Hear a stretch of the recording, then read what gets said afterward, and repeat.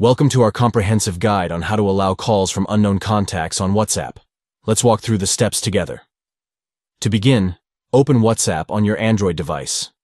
Next, tap on the three dots located at the top right corner of the page. Then, select Settings from the options that appear. Navigate to the Privacy section and tap on it.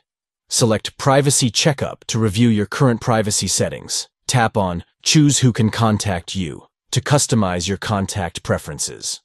Locate and tap on Silence Unknown Callers from the list of options. Finally, toggle the switch to turn on the feature, allowing calls from unknown contacts to come through.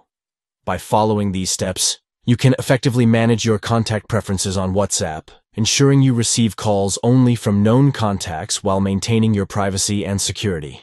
Thank you for watching, and we hope this guide assists you in setting up your WhatsApp to allow calls from unknown contacts.